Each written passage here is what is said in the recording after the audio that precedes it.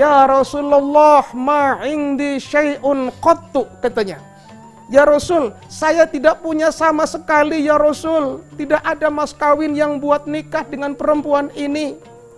Walau khotaman min hadid, kata Nabi. Walaupun cuma sekedar cincin yang melingkar dari besi, dari kawat ke apa, silahkan bawa sini. Ada enggak? Tidak ada ya Rasulullah. Kamu bagaimana mau nikah nggak pakai mas kawin?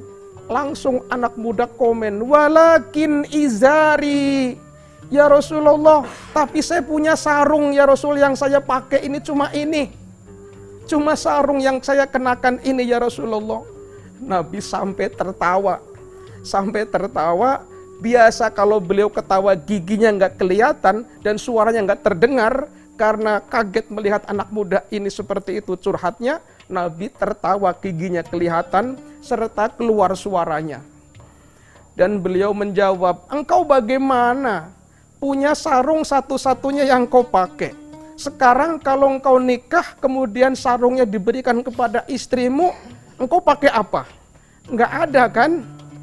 Wah, ini orang artinya akhirnya meninggalkan tempat. Agak malu, bercampur sedih. Tidak lama kemudian pemirsa, Rasulullah memerintahkan seorang sahabat itu dipanggil lagi ke sini. Panggil lagi ke sini anak muda itu. Dipanggil, bang, dipanggil sini. Kalau bahasa kita begitu kali ya. Baliklah ini anak muda menemui Rasulullah. Ada apa ya Rasulullah? Hal indaka syai'un minal Qur'an, kata Nabi. Hai anak muda, apakah engkau hafal Al-Quran? Hafal tidak Al-Quran? Oh hafal ya Rasul, saya hafal Al-Quran. Surat ini, surat ini, surat ini. Surat-surat tertentu. Qul huwallahu ahad, Qul a'udzu birabbil falaq, dan Qul a'udzu birabbin nas, yang pendek-pendek. Al-Fatihah sih hafal insya Allah. Al-Fatihah hafal. Jadi surat yang pendek-pendek itu. Hafal di luar kepala, kata Nabi. Iya ya Rasulullah, hafal di luar kepala. Walaupun yang pendek-pendek tadi. Ya sudah, engkau dengan surat yang kau hafal dari Al-Quran sini, engkau saya nikahkan dengan perempuan yang kau harapkan tadi, tapi dengan catatan, setelah ini sah menjadi istrimu, apa yang kau hafal dari Al-Quran wajib diajarkan untuk istrimu kelak. Subhanallah.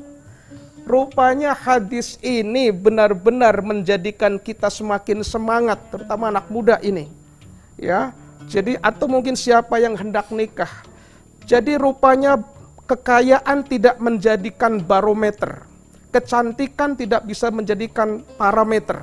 Atau mungkin yang lainnya, hal-hal yang bernuansa materi tidak bisa dijadikan sebagai alasan apapun. Tetapi agama yang kuat sangat-sangat didominasikan. Kenapa? Kekayaan sifatnya semu. 10, 50, 15 tahun akan hilang. Kecantikan mungkin sekarang oke. Cantik, gagah, tampan, tapi kelak 10 tahun kemudian akan semakin tua dan akan semakin rentah. Tapi kalau sudah agama Al-Quran bukan hanya dibawa di dunia, namun dibawa sampai mati juga. Maka ini sesuai dengan apa yang disampaikan Rasulullah. Tungkahul mar'ah li arba'. Perempuan dinikahi karena 4 hal. Silahkan pilih. 1, limaliha, karena kekayaannya, ekonominya. Yang kedua, wali jamaliha, karena kecantikannya. Yang ketiga, wali nasabiha, karena keturunannya. Dan yang keempat, wali diniha, karena agamanya.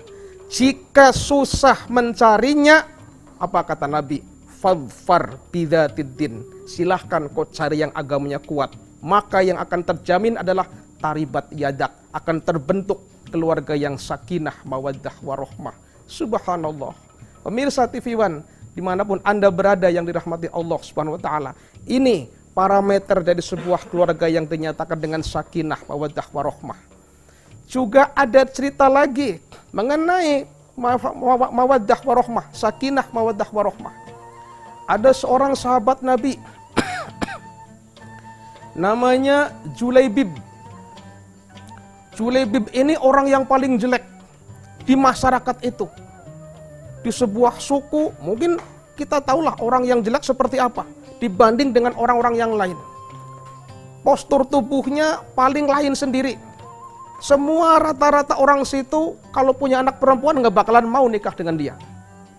Tapi ibadahnya luar biasa. Suatu ketika datang ke Rasulullah, nyeletuk, "Ya Rasulullah, tolong carikan istri untuk saya.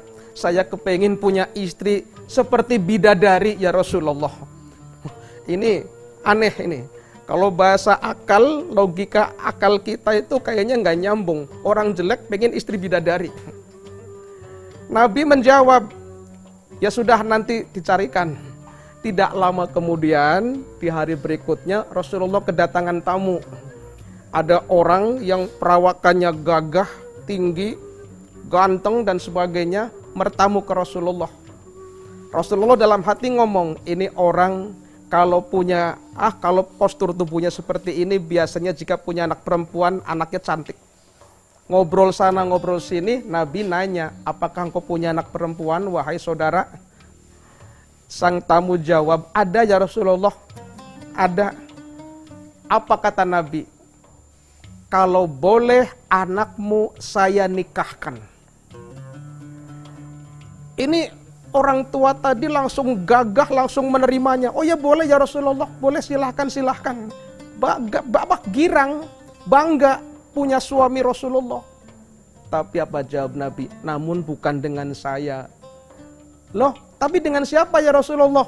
Dengan Julaibib. Langsung, ini orang mendengar Julaibib ngedown. Jadi langsung ngeper. Jangan sama dia ya Rasulullah.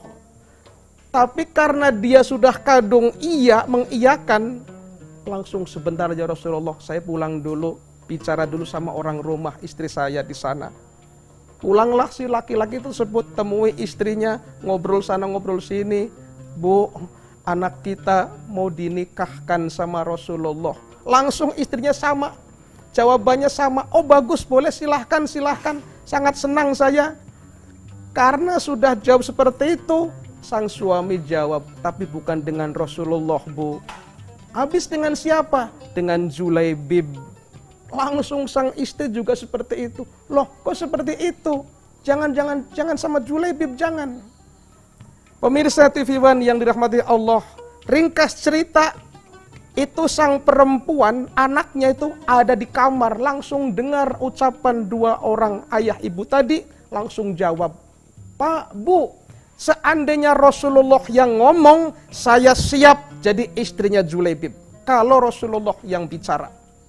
Subhanallah, langsung dijawab oleh perempuan itu sendiri, sehingga ringkas cerita itu dinikahkan oleh Nabi.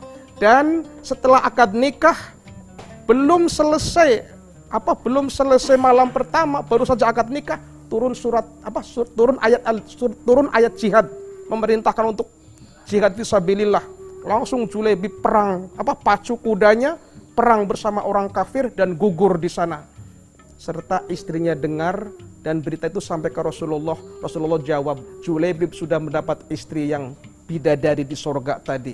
Luar biasa. Jadi kesimpulannya, mari kita jadikan anak kita, keluarga kita menjadi keluarga yang sakinah, mawaddah, warahmah. Semoga bermanfaat. Wallahul muwaffiq ila aqwamit thoriq. Wassalamualaikum warahmatullahi wabarakatuh.